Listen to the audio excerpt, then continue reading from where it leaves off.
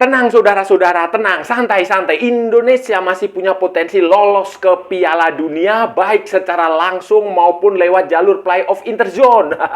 Syaratnya pertama, menang lawan Irak. Syarat kedua, Arab Saudi dikalahkan Irak. Syarat ketiga, ini yang paling penting ini, Patrick Kluivert jangan ngacau, jangan kacau bikin taktik, bikin strategi, pilih pemain. Kalau dia ngacau, ya sudah, wassalam, I'm sorry, goodbye. Halo saudara-saudara. Jumpa lagi dengan komentator gadungan di sini. Dengan komentator yang gadungan. Seperti biasa saudara-saudara, seperti biasa. Kalau kita sudah bertemu, pasti akan ada yang kita bicarakan, akan ada yang kita perbincangkan, kita ulas, kita analisis, kita cakap, kita bacotin, kita gibahin, kita cangkeman tentang sepak bola di seputaran Asia Tenggara, di negara-negara tetangga, negara-negara sahabat, negara-negara jiran, negara-negara serumpun. Indonesia, Malaysia, Thailand, Vietnam, Laos, Myanmar, Kamboja, Filipina, Brunei, Singapura, Timor Leste, Australia, Wakanda, Konoha, negara api, negara angin, negara air, negara dongeng. Dan sekitarnya semua akan kita bicarakan secara fair, secara jujur, seadil, tanpa muatan politik, tanpa kebencian, tanpa provokasi, hanya berdasarkan fakta dan bukan klaim semata saudara-saudara. Tidak ada hoax, tidak ada hoax, tidak ada hoax, tidak ada hoax, tidak ada hoax, dan tidak lebay. Baik yang sudah lama sekali maupun yang terkini. Bebas saudara-saudara, bebas. Yang penting sopan. Jadi begini saudara-saudara, jadi begini, kekalahan dari Arab Saudi di hari Kamis dini hari itu harus benar-benar dijadikan pelajaran, dijadikan masukan, tidak boleh terulang, harus dievaluasi benar apa kekurangannya, apa kelebihannya, apa kesalahannya Patrick Kluivert, itu harus dijadikan pelajaran, benar-benar pelajaran dan tidak boleh terulang nanti ketika menghadapi Irak. Irak pada hari Minggu saudara-saudara, Minggu dini hari tanggal 12 Oktober 2020, 5 jam 1.30 ya, 1.30 atau 00.30 waktu Indonesia Barat. Ya pokoknya itulah minggu dini hari itu menjadi pertandingan krusial karena peluang Indonesia walaupun kalah dari Arab Saudi 2-3, kalah tipis, itu sesungguhnya sejatinya masih ada peluang lolos langsung ke Piala Dunia di Amerika Serikat, di Kanada dan di Meksiko, itu masih ada saudara-saudara, lolos langsung maupun lolos melalui jalur playoff saudara-saudara. Lolos langsung jelas kalau Indonesia bisa. Jadi setidaknya ada 3 syarat. Ada 3 syarat supaya Indonesia bisa lolos langsung maupun lolos tidak langsung. Syarat pertama tentu saja one and only, itu adalah mengalahkan Irak. Berapapun skornya saudara-saudara. Tetapi kalau mampu ya selisih setidaknya 2 gol atau 3 gol itu akan jauh lebih aman. Nah, 2 gol, 3 gol itu aman sekali. Walaupun selisih tipis juga bisa saja, tetapi akan jauh lebih aman kalau Indonesia bisa mengalahkan Irak ya 2-0, 3-0, syukur-syukur bisa 4-0, walaupun saya kok tidak bisa mungkin lah. Ya mungkin saja mungkin bisa terjadi, tetapi itu tampaknya agak sulit juga kalau kita bisa mengalahkan Irak dengan skor yang cukup mencolok. Ya mungkin bisa menang skor tipis. Tetapi kan memang kewajiban kita harus mengalahkan Irak supaya bisa lolos supaya lolos langsung saudara-saudara. Kedua, setelah mengalahkan Irak adalah syarat kedua setelah mengalahkan Irak adalah berharap pada pertandingan terakhir nanti Arab Saudi kalah dari Irak. Nah, katakanlah begini saudara-saudara, kalau kita bisa menang melawan Irak minimal 2-0 saja saudara-saudara, sementara Irak nanti mengalahkan Arab Saudi 1-0 saja. Nah, itu otomatis ketiga tim akan punya poin sama, 3 kan. Kemudian nanti akan ada hitung-hitungan selisih gol. Nah, dan Indonesia dalam hal ini akan mendapatkan keuntungan kalau nggak salah +1. +1 saudara-saudara, +1. Kemudian nanti akan ada hitung-hitungan dari fair play jumlah kartu merah, kartu kuning. Dan kemarin di pertandingan melawan Indonesia itu Arab Saudi, Mohamed Kanu dapat kartu merah, otomatis poin kartu merah berkurang. Kemudian ofisialnya juga ada yang kena kartu merah. Walaupun Indonesia juga ada 3 atau berapa pemain itu yang dapat kartu kuning. Tetapi setidaknya itu akan menguntungkan Indonesia. Kalau Indonesia mengalahkan Irak 2-0 dan Arab Saudi kalah dari Irak 0-1 saja, maka Indonesia akan lolos otomatis ke Piala Dunia 2026. Tetapi kalau Indonesia imbang lawan Irak, ya berat, saudara-saudara. Jadi kuncinya nanti adalah di Indonesia melawan Irak. Kalau Indonesia menang, berapapun menang saja. Kemudian di pertandingan terakhir ternyata Arab Saudi juga menang. Ya, otomatis Arab Saudi yang akan lolos. Dan Indonesia otomatis akan mendapatkan tempat, mendapatkan tiket untuk playoff. Playoff menghadapi runner-up dari grup A.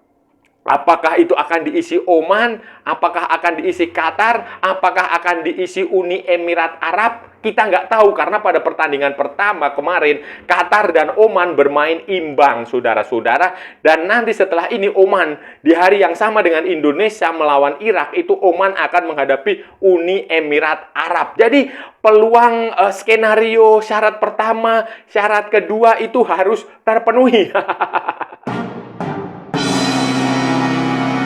Ketiga, saudara-saudara, supaya Indonesia bisa mengalahkan Irak adalah, ini adalah syarat, bukan lagi kita perlu menyalahkan wasit atau menyalahkan faktor non teknis atau mafia atau apalah ya, bullshit lah, itulah, nggak usah. Tapi fokus aja pada diri kita sendiri, otokritik pada diri kita sendiri, menilai kemampuan diri kita sendiri. Syarat ketiga yaitu adalah Patrick Kluivert.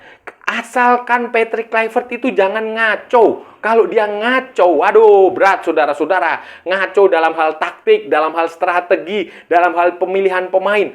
Formasi apapun itu nggak masalah bagi saya. Apakah dia akan menggunakan 3 back? Ya, saya rasa nggak mungkin sih. Karena dia dididik dengan 4 back. Atau 4 back, ya itu terserah, karena itu filosofi. Belum tentu ya, saudara-saudara ya, tim yang bermain dengan tim 3 back itu defensif, itu belum tentu.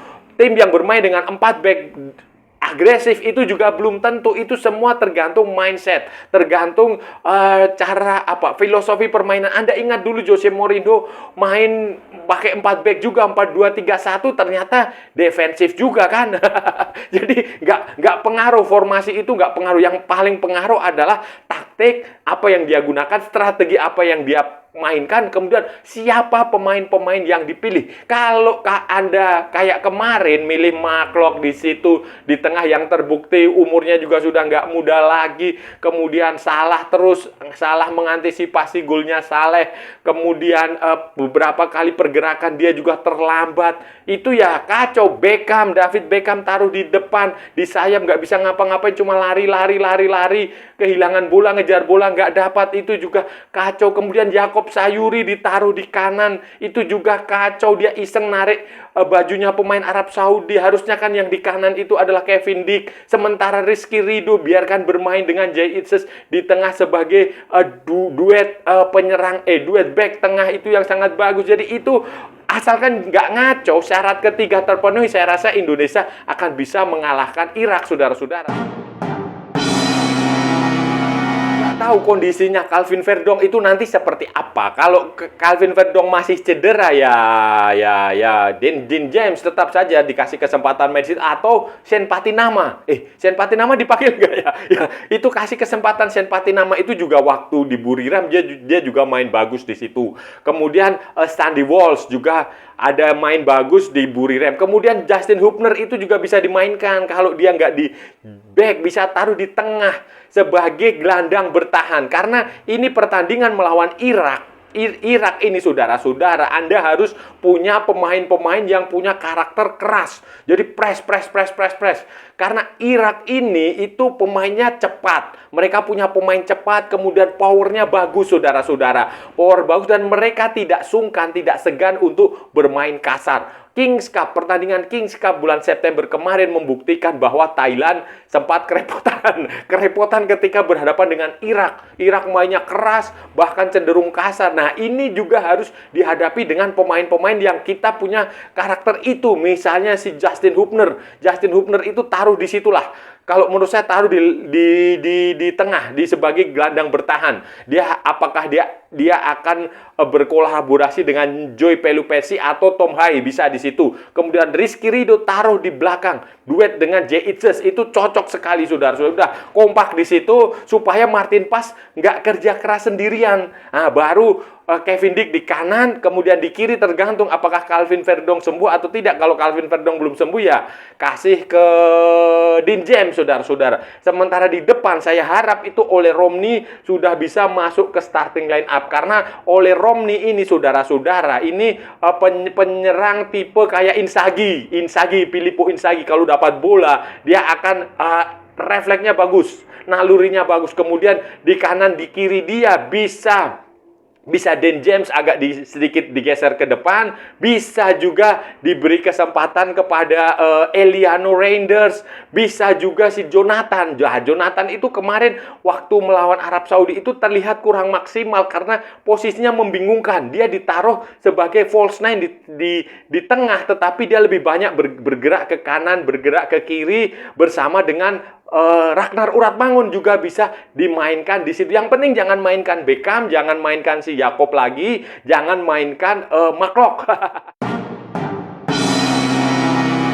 Patrick Kluivert mau mendengarkan saran saya, saudara-saudara, saya rasa kemenangan Indonesia bukan hal yang mustahil.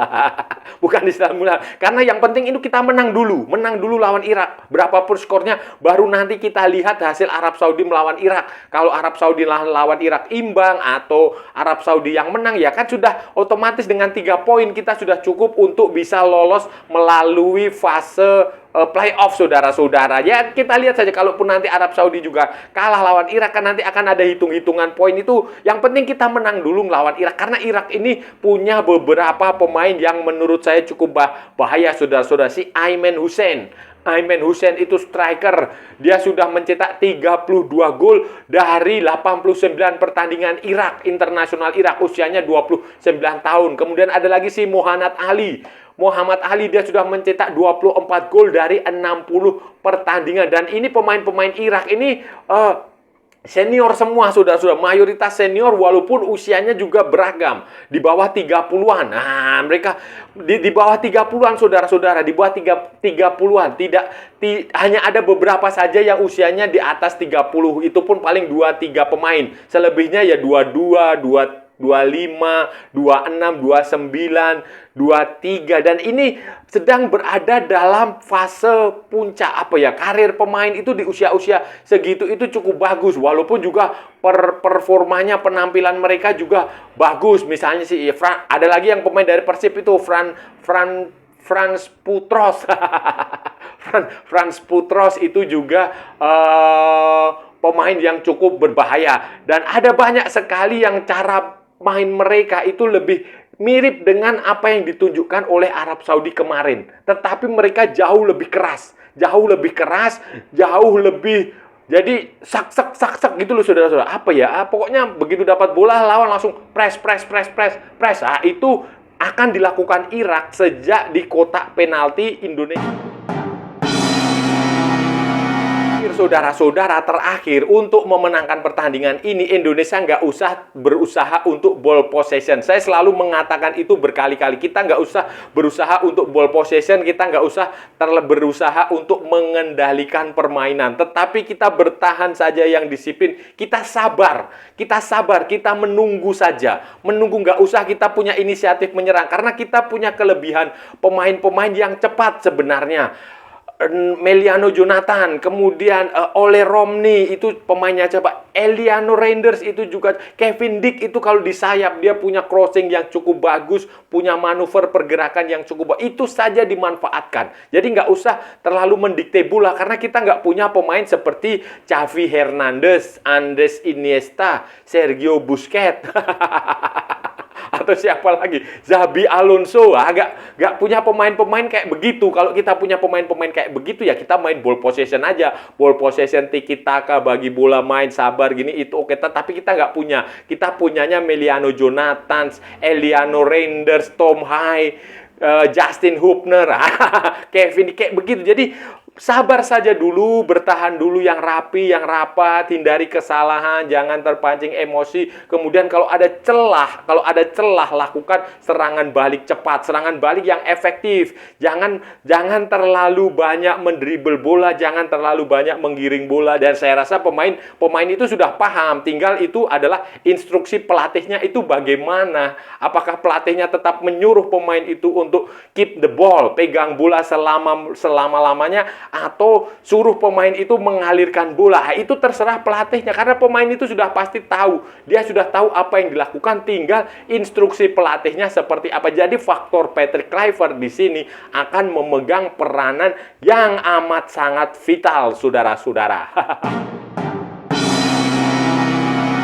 Saudara-saudara, itu tadi pembahasan kita hari ini, saudara-saudara. Kita sudah bicara panjang lebar dari A sampai Z, dari barat sampai ke timur, dari utara sampai ke selatan, dari Sabang sampai Merauke, dari Pulau Rote sampai Pulau Miangas. Semua sudah kita perbincangkan, semua sudah kita ulas, semua sudah kita analisis, semua sudah kita cakap, semua sudah kita bacotin, semua sudah kita gibahin, semua sudah kita cangkeman.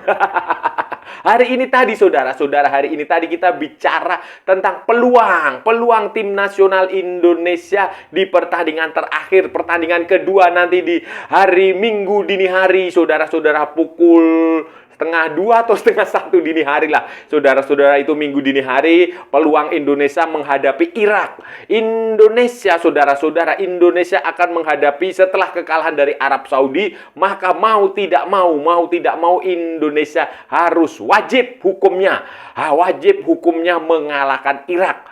Berapapun skornya, Indonesia harus mengalahkan Irak. Karena itu adalah satu-satunya jalan supaya Indonesia bisa lolos ke Piala Dunia secara langsung, maupun setidaknya masih ada kesempatan melalui playoff melawan peringkat kedua grup A, kemudian playoff lagi melawan interzone. Interzone apakah nanti ketemu dari Amerika Tengah, Amerika Selatan, dari Oseania, dari Afrika, kita nggak tahu. Tetapi itu syaratnya, saudara-saudara, kalau Indonesia mau lolos langsung, Indonesia bisa mengalahkan Irak 2-0 dan berharap Arab Saudi setidaknya kalah 0-1 dari Irak. Nah, kalau itu terjadi, Indonesia akan lolos ke Piala Dunia secara langsung, karena Indonesia akan menang selisih gol, saudara-saudara, akan menang selisih gol dengan Arab Saudi. Kemudian hitung-hitungan fair play-nya, Indonesia juga menang Arab Saudi, karena Arab Saudi kemarin ada 1 kartu merah kan. Terus ada ofisial mereka juga yang mendapatkan kartu merah, jadi itu diuntungkan. Tetapi ya sekali lagi, yang penting menang melawan Irak. Kalaupun hasilnya seri, ya selesai, saudara-saudara. Tetapi yang jauh lebih penting dari itu adalah syarat ketiga ini ya, saudara-saudara ya. Selain menang lawan Irak, selain Irak mengalahkan Arab Saudi, syarat ketiga supaya Indonesia lolos itu ya, Patrick Kluivert jangan ngacau kalau dia menyusun strategi, menyusun taktik, menyusun formasi. Jangan ngacau, entah 4 back, entah 3 back, saya nggak peduli. Tetapi pilihan pemainnya, pilihan strateginya itu ya yang bener lah, yang bener. Masa melawan Arab Saudi kok pakai materi pemain yang coba-coba? David Beckham ngapain dimainkan? McLeod ngapain dimainkan? Jakob Sayuri malah dimainkan di kanan. Bukankah seharusnya Kevin Dick yang main di kanan? Atau setidaknya Sandy Walsh main di kanan. Dan Jakob Sayuri juga main lama banget itu. Kemudian McLeod juga main lama banget. Itu nggak diganti-ganti. Rizky Ridho malah yang posisinya bagus, yang sudah terbiasa duet dengan Jai Itses di jantung pertahanan Indonesia, tidak dimainkan. Akibatnya Martin Paes bekerja sangat keras. Ada 7 penyelamatan yang dilakukan oleh Martin Paes kemarin ketika melawan Arab Saudi. Dan ini tidak boleh terjadi kalau Indonesia mau menang melawan Irak. Karena Irak ini punya pemain yang cukup cepat. Mereka cepat, mereka secara fisik bagus, mereka kuat, mereka berani duel, dan mereka terkadang juga kasar, saudara-saudara. Dan ini harus diwaspadai supaya pemain-pemain Indonesia tidak terpancing emosinya. Jadi tergantung Patrick Kluivert lah ini. Tergantung Patrick Kluivert. Saya nggak tahu dia pelatih bola atau pelatih padel ini. Dan saya rasa sudah cukup ya pembahasan kita kali ini, saudara-saudara. Kalau ada salah-salah, ya mohon maaf. Namanya juga gadungan, saudara-saudara. Wajar kalau gadungan itu salah, tetapi kalau benar berarti sebuah kebenaran. Kalau saudara-saudara merasa channel ini bermanfaat, berguna, menghibur, menginspirasi, silahkan like, share, and subscribe. Tapi kalau tidak, saudara-saudara, abaikan saja, skip, jangan ditonton. Tetapi jangan nyampah. Jangan membuat komentar-komentar yang menghina, menghujat, melecehkan, merendahkan orang maupun negara lain. Santai aja, ini hanya bola, kita cari teman, bukan cari musuh. Ikuti juga akun media sosial Komentator Gadungan, ada di Instagram, ada di Facebook, dan ada di TikTok yang bukan TikTok Shop, saudara-saudaraku semuanya. Oke, sampai bertemu lagi di edisi berikutnya dengan tema-tema yang jauh tidak bermanfaat, dengan tema-tema yang jauh tidak berguna, dengan tema-tema yang jauh lebih membagongkan.